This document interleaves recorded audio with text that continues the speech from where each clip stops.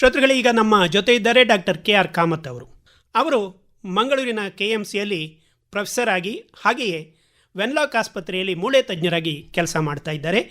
ಜೊತೆಗೆ ಹಲವಾರು ಸಂಘ ಸಂಸ್ಥೆಗಳಲ್ಲೂ ಕೂಡ ವಿಶೇಷ ಚೇತನರಿಗಾಗಿ ಅಥವಾ ದಿವ್ಯಾಂಗರಿಗಾಗಿ ದುಡಿತಾ ಇದ್ದಾರೆ. ಬೇರೆ ಬೇರೆ ರೀತಿಯ ಕೆಲಸಗಳನ್ನು ಮಾಡ್ತಾ ಇದ್ದಾರೆ. ಈ ಡಿಸೆಂಬರ್ 3 ದಿವ್ಯಾಂಗರ ದಿವಸ ಅಂತ ಹೇಳಿ ವಿಶ್ವದಾದ್ಯಂತ ಆಚರಿಸಲ್ಪಡ್ತಾ ಇದೆ. ಇದರ ಮಹತ್ವ, ಈ ದಿವಸ ನಾವು ಕೈಗೊಳ್ಳಬೇಕಾದಂತಹ ಒಂದು ಕೆಲವು ಕ್ರಮಗಳು, ಜೊತೆಗೆ ದಿವ್ಯಾಂಗರಿಗೆ ಏನು ಬೇಕು ಅನ್ನೋದರ ಬಗ್ಗೆ ಅವರನ್ನು ಕೇಳಿ ತಿಳಿಯೋಣ. ನಮಸ್ಕಾರ ಡಾಕ್ಟ್ರೇ. ನಮಸ್ಕಾರ ಡಾಕ್ಟ್ರೇ, ಈಗ ಈ ದಿವ್ಯಾಂಗ ದಿವಸ ಅಂತ ಹೇಳಿ ಪ್ರತಿ ವರ್ಷ ಕೂಡ ಆಚರಿಸ್ತಾ ಇದ್ದಾರೆ. ಇದರ ಮಹತ್ವದ ಬಗ್ಗೆ ಸ್ವಲ್ಪ ತಿಳಿಸಿ.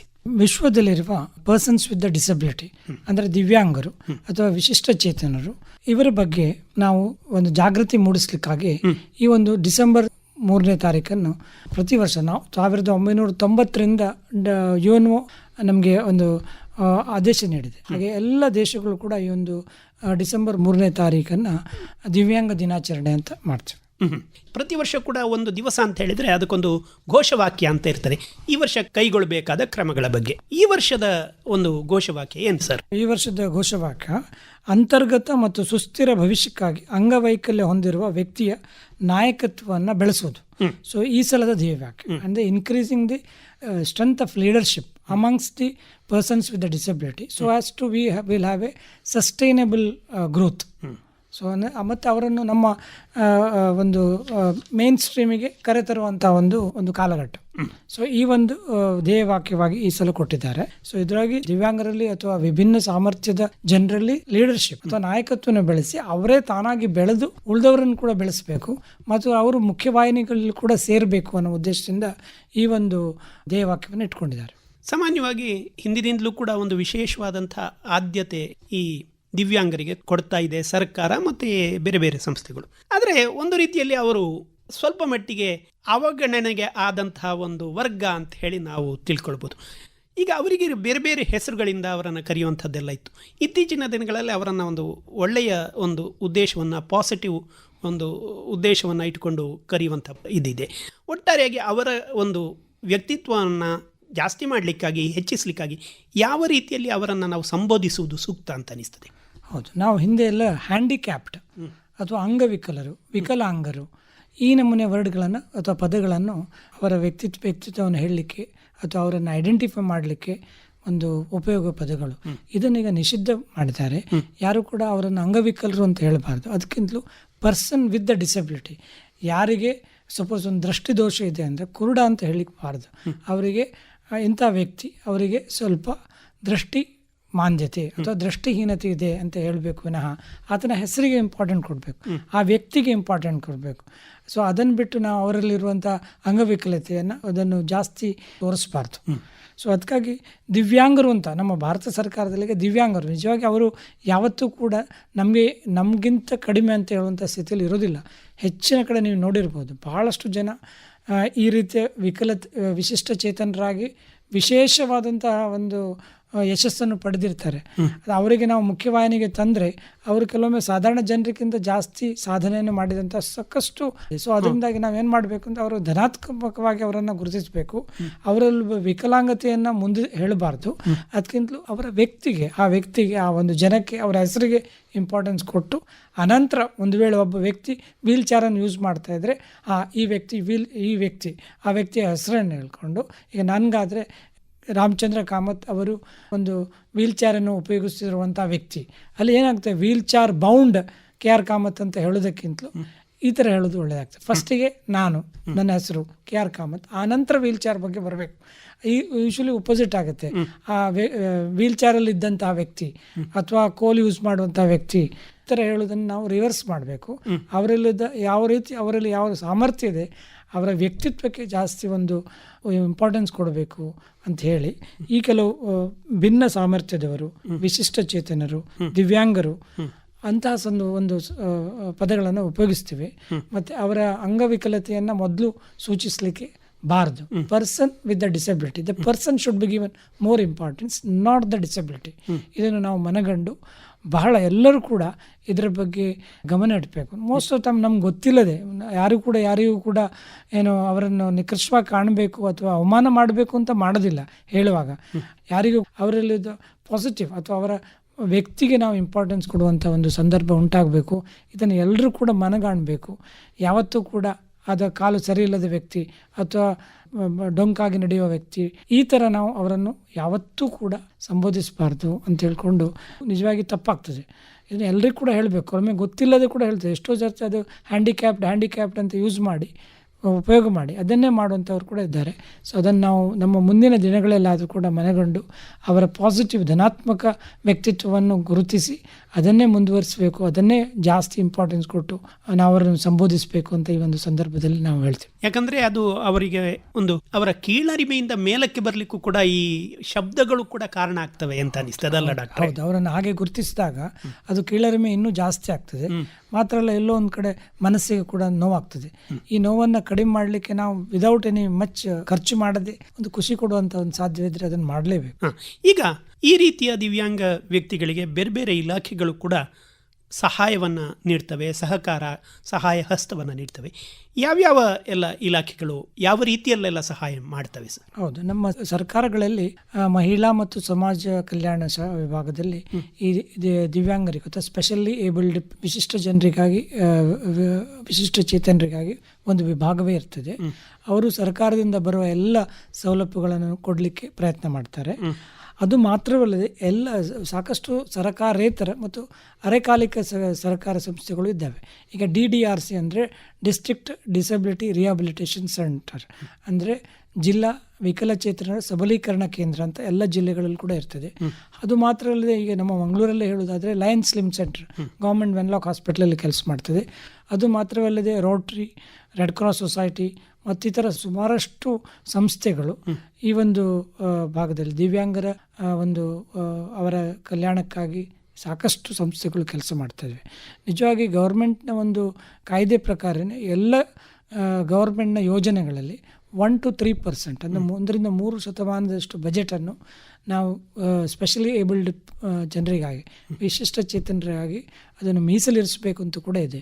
ಇದು ಗ್ರಾಮೀಣವಾಗಿ ಗ್ರಾಮ ಪಂಚಾಯತಿಂದ ಚಾಲು ಆದರೆ ಮಂಡಲ ಪಂಚಾಯತು ಮತ್ತು ರಾಜ್ಯದಲ್ಲಿ ಹಾಗೂ ದೇಶದ ಬಜೆಟಲ್ಲಿ ಕೂಡ ಅದಕ್ಕೆ ಸಾಕಷ್ಟು ಅವರು ಮೀಸಲಾಗಿಟ್ಟಿರ್ತಾರೆ ಹಣವನ್ನು.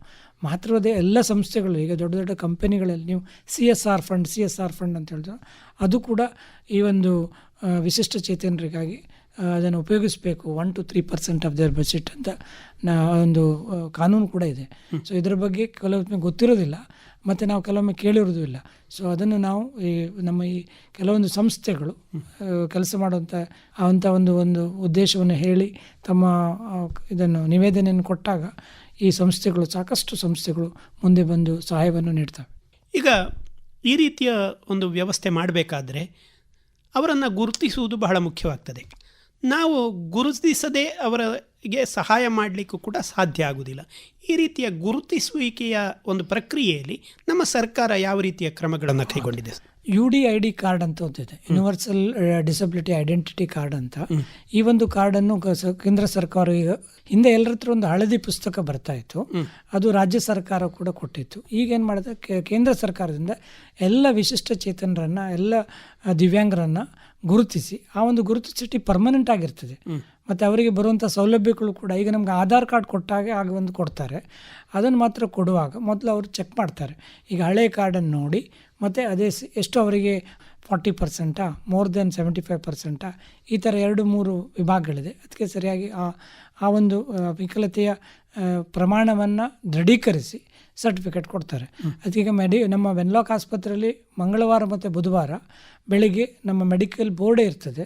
ಬೇರೆ ಬೇರೆ 5-6 ಇಲಾಖೆಯ ವೈದ್ಯರು ವೈದ್ಯಾಧಿಕಾರಿಗಳು ಕೂತ್ಕೊಂಡು ಎಲ್ಲರನ್ನು ಪರೀಕ್ಷೆ ಮಾಡಿಸಿ ಬೇಕಾದ ಎಕ್ಸ್ರೇ, ಬ್ಲಡ್ ಟೆಸ್ಟು, ಕಿವಿಯ ಆಡಿಯಾಲಜಿ ಟೆಸ್ಟು, ಕಣ್ಣಿನ ಟೆಸ್ಟ್ ಎಲ್ಲ ಮಾಡಿಸಿ ಅವ್ರೇನು ಮಾಡ್ತಾರೆ ಅಂತ ಅವರಿಗೆ ಸರ್ಟಿಫಿಕೇಟನ್ನು DMO ಮೂಲಕ ಕೊನೆಗೆ DMO ಸೈನ್ ಹಾಕ್ಲಿಕ್ಕೆ ಇರ್ತದೆ ಮಾಡಿಕೊಡ್ತಾರೆ.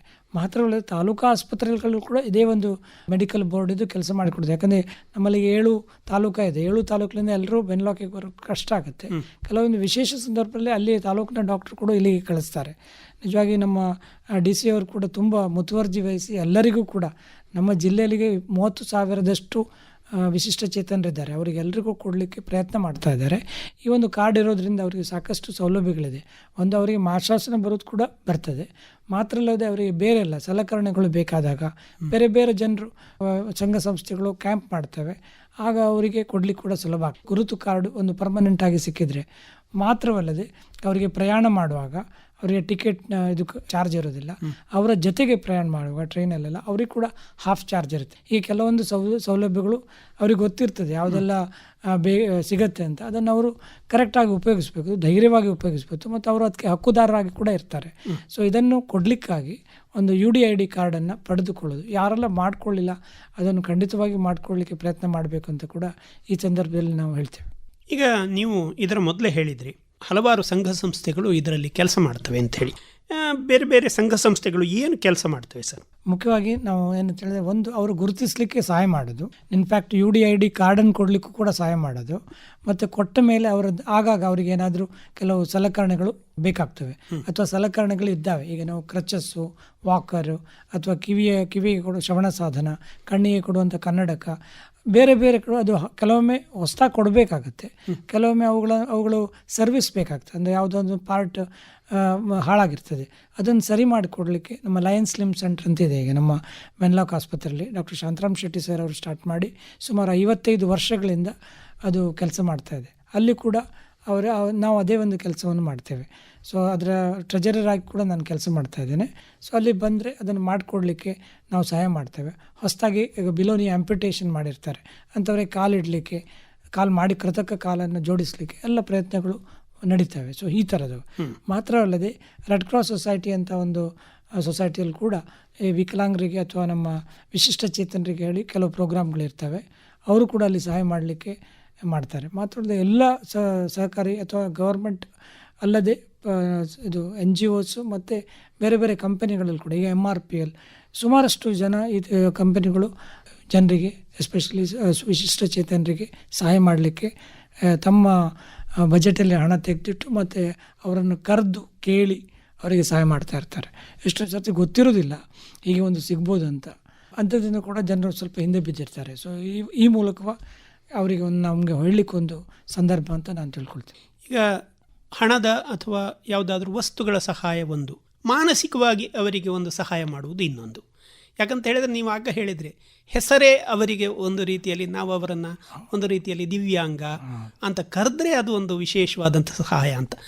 ನಾವು ಈ ರೀತಿಯ ಸಂವೇದನೆಯನ್ನು ಯಾವ ರೀತಿಯಲ್ಲಿ ಮಕ್ಕಳಲ್ಲಿ ಅಥವಾ ಎಲ್ಲರಲ್ಲಿ ಬೆಳೆಸ್ಬೋದು? ಬಹುಶಃ ಬಹಳ ಇಂಪಾರ್ಟೆಂಟ್ ಒಂದು ಪ್ರಶ್ನೆಯನ್ನು ಕೇಳಿದಿರಿ ನೀವು. ಇದೇನಂತ ಹೇಳಿದರೆ, ನಾವು ಸಣ್ಣ ಮಕ್ಕಳಿರುವಾಗಲೇ ನಾವು ಕಲಿಸ್ಕೊಳ್ಬೇಕು. ಈಗಿನ ಮಕ್ಕಳು ನಮಗಿಂತ ಜಾಸ್ತಿ ಸೆನ್ಸಿಟಿವ್ ಇದ್ದಾರೆ. ಏನಂದರೆ ಒಬ್ಬರು ವಿಶಿಷ್ಟ ಚೇತನರು ಅಥವಾ ವ್ಯಕ್ತಿ ನಾವು ಹೇಗೆ ಕಾಣಬೇಕು ಅದು ನಮ್ಮಲ್ಲಿ ಅಂತರ್ಗತವಾಗಿರಬೇಕು. We have to internalise those things. Like ಈಗ ನಾವು ಬಸ್ಸಲ್ಲಿ ಹೋಗ್ತಾ ಇರುವಾಗ ಅವರಿಗೊಂದು ಸ್ಪೆಷಲ್ ಸೀಟ್ ಇರ್ತದೆ, ಅದನ್ನು ಕೊಡಬೇಕು. ಅಥವಾ ಸೀಟ್ ಇಲ್ಲ ಅಂದರೆ ಅವ್ನು ನಿಲ್ಲಿಸೋದಕ್ಕೆ ಅವನು ಕೂತ್ಕೊಳಿಸ್ಬೇಕು. ಇದು ನಮ್ಮಲ್ಲಿ ಒಳಗಿನಿಂದಲೇ ಬರಬೇಕು.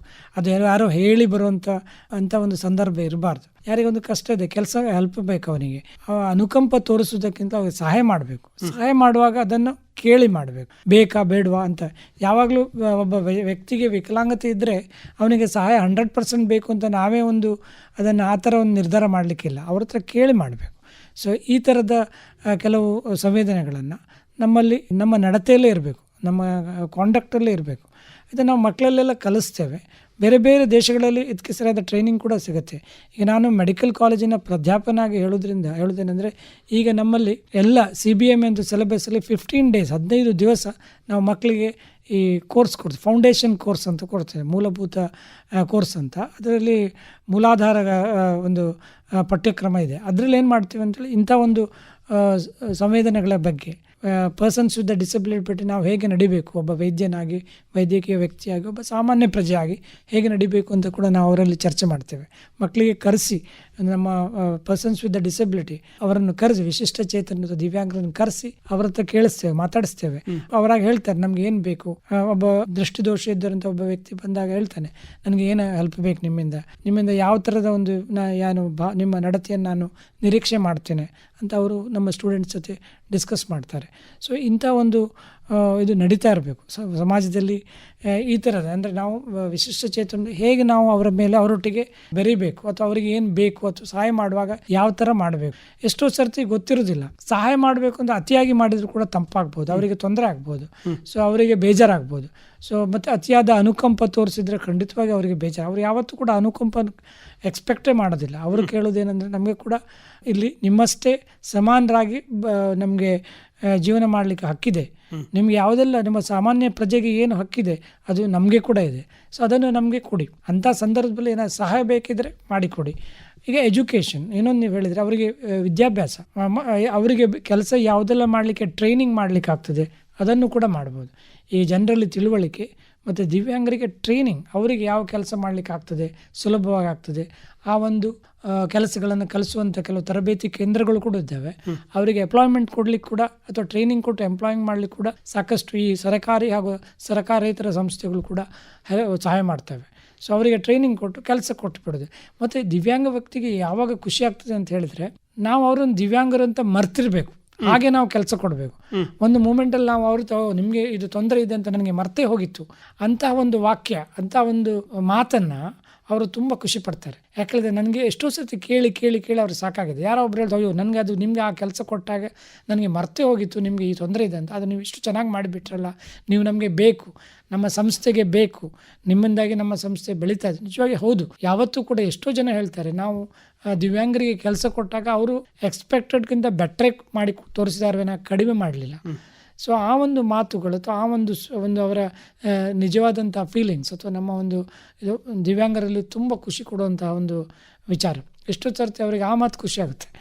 ನಿಮಗೆ ನಾನು ಆ ಕೆಲಸ ಕೊಟ್ಬಿಟ್ಟೆ ಮತ್ತೆ ನನಗೆ ಅನಿಸಿತ್ತು ಅದು ನಿಮ್ಗೆ ಆಗ್ತದೆ ಇಲ್ವಾ, ಅದು ನೀವು ಇಷ್ಟು ಚೆನ್ನಾಗಿ ಮಾಡಿದ್ರಿ, you have forgot for a moment that you are a person with the disability, ಅಥವಾ ನಿಮಗೆ ಇದು ಈ ಥರ ತೊಂದರೆ ಇದೆ ಅಂತ ನನಗೆ ಆ ಕೆಲಸ ಹೇಳುವಾಗ ಅಥವಾ ನೀವು ಇಷ್ಟು ಚೆನ್ನಾಗಿ ಮಾಡಿದ್ರಿ ಅಂತ ಆ ಒಂದು ಮಾತನ್ನು ಕೇಳಲಿಕ್ಕೆ ಅವರು ಹಪ್ಪಹಪ್ಪಿಸ್ತಾ ಇರ್ತಾರೆ, ಅವರಿಗೆ ಖುಷಿ ಆಗುತ್ತೆ. ಸೊ ಅಂಥ ಸಂದರ್ಭಗಳನ್ನು ಉಂಟು ಮಾಡೋದೇ ನಮ್ಮ ಸಮಾಜದ ಒಂದು ನಡತೆ ಆಗಿರಬೇಕು. ಸಮಾಜ ಆ ಥರ ನಡ್ಕೊಳ್ಬೇಕು. ಮತ್ತು ಯಾವತ್ತೂ ಅವರಿಗೆ ಸಹಾಯ ಮಾಡಲಿಕ್ಕೆ ಹಿಂದೆ ಮುಂದೆ ನೋಡಬಾರ್ದು. ಬಟ್ ದಯವಿಟ್ಟು ಅವ್ರು ಕೇಳಿ ಅವರಿಗೆ ಅಗತ್ಯ ಇದ್ದಾಗ ಮಾತ್ರ ಮಾಡಬೇಕು. ಮತ್ತು ಅವರ ಮೇಲೆ ಅತಿಯಾದ ಅನುಕಂಪದ ಯಾವ ಅಗತ್ಯವೂ ಇಲ್ಲ. ಈಗ ನೀವು ಕೆನರಾ ಆರ್ಥೋಪೆಟಿಕ್ ಸೊಸೈಟಿ ಕೂಡ ನಿಮ್ಮದಿದೆ, ಇಲ್ಲಿಂದ ಏನು ಕೆಲಸ ಮಾಡ್ತೀರಿ ನೀವು? ನೋಡಿ, ಡಿಸಬಿಲಿಟಿಗಳಲ್ಲಿ ಸುಮಾರು ವಿಧಗಳಿದ್ದಾವೆ. ಈಗ ಮಸ್ಕುಲೋಸ್ಕೆಲೆಟಲ್ ಡಿಸಬಿಲಿಟಿ ಇದು ಆರ್ಥೋಪೆಡಿಕ್ನಾಗಿ ಬರುವಂಥದ್ದು. ಈ ಮಾನಸಿಕವಾಗಿ ಕೂಡ ವಿಕಲಾಂಗತೆ ಬರುತ್ತೆ, ಕಾಯಿಲೆಗಳು. ಮತ್ತು ಕಣ್ಣಿನ ದೃಷ್ಟಿದೋಷದಿಂದ ಕೂಡ ಬರ್ತದೆ. ಕಿವಿ ಮತ್ತು ಮೂಗು, ಗಂಟಲು, ಇದು ಡೆಫ್ ಆ್ಯಂಡ್ ಡಮ್, ಅದು ಕೂಡ ವಿಕಲಾಂಗತೆಯಲ್ಲಿ ಬರ್ತದೆ.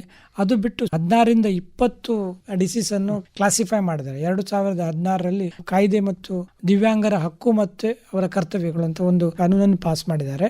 ಸೊ ಅದರಲ್ಲಿ ಸುಮಾರಷ್ಟು ಆಟಿಸಮ್ ಇಂಥದ್ದೆಲ್ಲ ಆ್ಯಡ್ ಮಾಡಿದ್ದಾರೆ. ಸೊ ಸೆರೆಬ್ರಲ್ ಪಾಲ್ಸಿ, ಹ್ಯಾನ್ಸನ್ಸ್ ಡಿಸೀಸ್ ಅಥವಾ ಲೆಪ್ರಸಿಯಿಂದ ಅಂಗವಿಕಲತೆ ಬರೋದು, ಈ ಥರ ಒಂದು 16ರಿಂದ 18 ಕಾರಣಗಳಿದ್ದಾವೆ. ಬಟ್ ಆರ್ಥೋಪೆಡಿಕ್ನಲ್ಲಿ ಕೂಡ ನಮ್ಮಲ್ಲಿ ನೀವು ತುಂಬ ಫ್ರ್ಯಾಕ್ಚರ್ ಆಗಿದ್ದಾಗ ಅಥವಾ ಸ್ಪೈನಲ್ ಕಾರ್ಡ್ ಡ್ಯಾಮೇಜ್ ಇದ್ದಾಗ ದಿವ್ಯಾಂಗತ್ವ ಬರ್ಬೋದು. ಸೊ ಅವರಲ್ಲಿ ವಿಭಿನ್ನ ಒಂದು ಸಾಮರ್ಥ್ಯದ ಕೊರತೆಯಾಗಿ ವಿಭಿನ್ನ ಸಾಮರ್ಥ್ಯರಾಗ್ತಾರೆ ಅವರು. ಸೊ ಅಂಥ ಸಂದರ್ಭದಲ್ಲಿ ನಾವೇನು ಮಾಡ್ತೀವಿ ಅಂತ ಹೇಳಿದ್ರೆ ಅವರಿಗೆ, ಅಥವಾ ಯಾವುದು ಈಗ ಡಯಾಬಿಟಿಸಿಂದಾಗಿ ಕಾಲನ್ನು ಕಳ್ಕೊಳ್ತಾರೆ ಅಥವಾ ಡಯಾಬಿಟಿಕ್ ಫುಟ್ ಅಂತ ಹೇಳ್ತೀವಿ, ಅಥವಾ ಬೇರೆ ಬೇರೆ ಕ್ರಶ್ ಇಂಜುರಿ ಆದಾಗ ಲಿಂಬನ್ನು ಕಾಲನ್ನು ಕಟ್ ಮಾಡಬೇಕಾಗ್ತದೆ, ಆಂಪ್ಯುಟೇಷನ್ ಮಾಡಬೇಕು. ಇಂಥದ್ದೆಲ್ಲ ಸಂದರ್ಭದಲ್ಲಿ ಅವರಿಗೆ ಮತ್ತೆ ರಿಹ್ಯಾಬಿಲಿಟೇಷನ್ ಮಾಡಿ ಅವರನ್ನು ಪುನಃ ಒಂದು ವೃತ್ತಿಗೆ, ಅವರು ಮಾಡುವಂಥ ವೃತ್ತಿಗೆ ನಾವು ಕಳಿಸ್ಲಿಕ್ಕೆ ಆದಷ್ಟು ಪ್ರಯತ್ನ ಮಾಡ್ತೀವಿ. ಇಲ್ಲಾದರೆ ಹತ್ತಿರದ್ದು ನೆಕ್ಸ್ಟ್ ಆಪರ್ಚುನಿಟಿ, ನೆಕ್ಸ್ಟ್ ಯಾವುದೇ ಕೆಲಸ ಅವ್ರಿಗೆ ಕೊಟ್ಟು ಆ ಕೆಲಸ ಮಾಡೋದೇ ನಮ್ಮ ಆರ್ಥೋಪೆಡಿಕ್ ವಿಭಾಗದ ಕರ್ತವ್ಯ ಆಗಿರ್ತದೆ. ಸಾಕಷ್ಟು ಜನ ಡಿಸಬಿಲಿಟಿಯನ್ನು ಬರದಾಗಿ ಕೂಡ ಚಿಕಿತ್ಸೆ ಮಾಡಬೇಕು. ಒಂದು ವೇಳೆ ಏನೂ ಮಾಡಲಿಕ್ಕೆ ಆಗಲಿಲ್ಲ, ಎಷ್ಟು ಮಾಡಿದ, ಈಗ ಮಲ್ಟಿಪಲ್ ಕ್ರಶ್ ಇಂಜುರಿ, ಫ್ರ್ಯಾಕ್ಚರ್ಸ್ ಎಲ್ಲ ಇದ್ದಾಗ ಅಥವಾ ಮಿತಿ ಮೀರಿ ಪ್ರಾಬ್ಲಮ್ಸ್ಗಳಿದ್ದಾಗ ಆಂಪ್ಯುಟೇಷನ್ ಎಲ್ಲ ಮಾಡಬೇಕಾಗುತ್ತೆ. ಅಂಥ ಸಂದರ್ಭದಲ್ಲಿ ಅವರನ್ನು ನೆಕ್ಸ್ಟ್ ಸ್ಟೇಜಿಗೆ ಸಮಾಜಕ್ಕೆ ಉಪಯೋಗ ಆಗಬೇಕು. ಅವರಿಗೆ ಅನಿಸ್ಬಾರ್ದು ನಾನು ಇನ್ನಿದ್ದು ನಮಗೆ ಏನು ಉಪಯೋಗ ಇಲ್ಲ ಅಂತ ಭಾವನೆ ಬರದ ಹಾಗೆ ಮಾಡೋದೇ ಆರ್ಥೋಪೆಡಿಕ್ ಒಂದು ನಮ್ಮ ಚಿಕಿತ್ಸೆಯ ಒಂದು ಇಂಪಾರ್ಟೆಂಟ್ ಏಮ್, ನಮ್ಮ ಧ್ಯೇಯ. ಸೊ ಹಾಗೆ ಕೆನರಾ ಆರ್ಥೋಪೆಡಿಕ್ ಸೊಸೈಟಿ ಅಧ್ಯಕ್ಷನಾಗಿ ಕೂಡ ನಾನು ಈ ಒಂದು ಪ್ರೋಗ್ರಾಮ್ನಲ್ಲಿ ನನಗೆ ಆದಷ್ಟು ನಾವು ಈ ಕ್ಯಾಂಪ್ಗಳನ್ನು ಮಾಡ್ತೇವೆ. ಅವರಿಗೇನಾದರೂ ಸಹಾಯ ಸಲಕರಣೆಗಳು ಬೇಕಿದ್ದಾಗ ಅವುಗಳನ್ನು ಕೊಡುವಂತೆ ಅವರಿಗೆ ಮಾಡ್ತೇವೆ. ಸೊ ಇದು ನಮ್ಮ ಒಂದು ಕೆನರಾ ಆರ್ಥೋಪೆಡಿಕ್ ಸೊಸೈಟಿ ಹಾಗೂ ಆರ್ಥೋಪೆಡಿಕ್ ಸೊಸೈಟಿಯ ಮುಖ್ಯ ಉದ್ದೇಶ ಕೂಡ ಆಗಿರ್ತದೆ. ಡಾಕ್ಟ್ರೆ, ಹಾಗಿದ್ರೆ ಇದರ ಜೊತೆ ಬೇರೆ ಸಂಸ್ಥೆಗಳು ಕೂಡ ಈ ದಿವ್ಯಾಂಗರಿಗಾಗಿ ದುಡಿಯುವಂಥ ಸಂಸ್ಥೆಗಳು ಏನು ಕೆಲಸ ಮಾಡ್ತಾ ಇದ್ದಾವೆ ಇಲ್ಲಿ? ಬಹುಶಃ ಚೇತನ ಶಾಲೆ ಅಂತ ನಮ್ಮದು ಸೇವಾ ಭಾರತೀಯ ಪರವಾಗಿ ಕಾರ್ ಸ್ಟ್ರೀಟಲ್ಲಿ ಒಂದು ಸಂಸ್ಥೆ ಇದೆ. ಅಲ್ಲಿ ನಾವು ಎಲ್ಲ ಮಕ್ಕಳಿಗೆ ಈಗ ಸೆರೆಬ್ರಲ್ ಪಾಲ್ಸಿ, ಡೌನ್ ಸಿಂಡ್ರೋಮ್, ಬೇರೆ ಬೇರೆ ಈ ವಿಶಿಷ್ಟ ಅಥವಾ ವಿಭಿನ್ನ ಸಾಮರ್ಥ್ಯದ ಮಕ್ಕಳನ್ನು ಡೇ ಕೇರ್ ಸೆಂಟರ್ ಡೈಲಿ ಅವರ ಮನೆಯಿಂದ ಅಲ್ಲಿ ಬಂದು ಟ್ರೈನಿಂಗ್ ಕೊಟ್ಟು ಕಳಿಸ್ತೇವೆ. ಸೊ ಇದನ್ನೇ ಈಗ ಮುಂದುವರಿಸಿ ನಮ್ಮ ಕಣಚೂರಿಗೆ ಒಂದು 16 ಕಿಲೋಮೀಟರ್ ನರಿಂಗಾಣ ಎಂಬ ಪ್ರದೇಶದಲ್ಲಿ ಒಂದು ಮಾಧವವನ ಅಂತ ಒಂದು ಪ್ರಾಜೆಕ್ಟ್ ಬರ್ತಾ ಇದೆ. ಅಲ್ಲಿ 300 ಜನ ಮಕ್ಕಳನ್ನು ವಸತಿ ಗೃಹ ಸಮೇತವಾಗಿ ಟ್ರೈನಿಂಗ್ ಮಾಡುವಂಥ ಒಂದು ಯೋಜನೆ ಬರ್ತಾ ಇದೆ. ಇದಕ್ಕೆ ಇನ್ಫೋಸಿಸ್ ಸಂಸ್ಥೆ ಕೂಡ ಕೈ ಜೋಡಿಸಿದೆ. ಸೊ ಇನ್ನು ಒಂದು 5-6 ತಿಂಗಳಲ್ಲಿ ಅಥವಾ ಒಂದು ವರ್ಷದಲ್ಲಿ ಆ ಒಂದು ಯೋಜನೆ ಪೂರ್ಣವಾಗಿ ಬರುವಂಥ ಒಂದು ಸಂದರ್ಭ ಇದೆ. ಇದನ್ನು ಯಾಕೆ ಮಾಡಿದ್ದಾರೆ ಅಂತ ಹೇಳಿದರೆ, ನಮ್ಮ ತಂದೆ ತಾಯಿಗಳಿಗೆ ಯಾವಾಗಲೂ ಕೂಡ ಒಂದು ಟೆನ್ಷನ್, ಅಂದರೆ ಯಾವತ್ತೂ ಕೂಡ ನನ್ನ ನಂತರ ಏನಾಗ್ಬೋದು, ನನ್ನ ಮಗುವಿಗೆ ನನ್ನ ನಂತರ ಯಾರು ನೋಡ್ಕೋತಾರೆ ಅಂತ ಈ ವಿಶಿಷ್ಟ ಚೇತನ ಅಥವಾ ದಿವ್ಯಾಂಗ ಮಕ್ಕಳ ಬಗ್ಗೆ ಒಂದು ಯಾವಾಗಲೂ ಚಿಂತೆ ಇರುತ್ತೆ. ಅದನ್ನು ನೀಗಿಸ್ಲಿಕ್ಕಾಗಿ ನಮ್ಮ ಸೇವಾ ಭಾರತಿ ಹಾಗೂ ಚೇತನ ಸಂಸ್ಥೆಯವರು ಒಂದು ಯೋಜನೆಯನ್ನು ಮಾಡಿ ಸುಮಾರು 70-80 ಕೋಟಿಗಳಷ್ಟು ಖರ್ಚು ಮಾಡಿ ಅದಂಥ ಒಂದು ಸಂಸ್ಥೆಯನ್ನು ಬೆಳೆಸ್ತಾ ಇದ್ದಾರೆ. ಅಲ್ಲಿ ಸುಮಾರು 200-300 ಮಕ್ಕಳಿಗೆ ವಸತಿ ಗೃಹ, ಅಂದರೆ ಅಲ್ಲೇ ಇರ್ತಾರೆ ಅವರು, ಅವರ ತಂದೆ ತಾಯಿ ಕೂಡ ಸ್ಟೇ ಮಾಡ್ಬೋದು, ಮತ್ತು ಜೀವನ ಪರ್ಯಂತ ಅಲ್ಲಿ ಅವರಿಗೆ ಸೌಕರ್ಯ ಸಿಗುತ್ತೆ ಅಂತ ಒಂದು ಯೋಜನೆಯನ್ನು ಕೂಡ ಇತ್ತೀಚಿನ ದಿನಗಳಲ್ಲಿ ನಾವು ಮಾಡ್ತಾ ಇದ್ದೇವೆ. ಒಳ್ಳೆಯದು ಡಾಕ್ಟರ್ KR ಕಾಮತ್ ಅವರೇ. ಮುಖ್ಯವಾಗಿ ಈ ಡಿಸೆಂಬರ್ 3 ದಿವ್ಯಾಂಗರ ದಿವಸದ ಸಂದರ್ಭದಲ್ಲಿ ಅವರಿಗೆ ಇರುವಂತಹ ತೊಂದರೆಗಳು, ಜೊತೆಗೆ ಅವರಿಗೆ ಯಾವ ರೀತಿಯಲ್ಲಿ ನಾವು ಸಹಾಯವನ್ನು ಮಾಡಬಹುದು, ಅವರು ಯಾವ ರೀತಿಯಲ್ಲಿ ಸಹಾಯವನ್ನು ತಗೊಂಡು ಅವರಾಗಿಯೇ ನಾಯಕತ್ವವನ್ನು ಬೆಳೆಸ್ಕೊಳ್ಬಹುದು, ಈ ಎಲ್ಲ ವಿಷಯಗಳ ಬಗ್ಗೆ ತಾವು ಮಾಹಿತಿಯನ್ನು ನೀಡಿದ್ದೀರಿ. ಧನ್ಯವಾದಗಳು ಸರ್. ನಮಸ್ಕಾರ. ಅವಕಾಶಕ್ಕಾಗಿ ಧನ್ಯವಾದ. Thank you.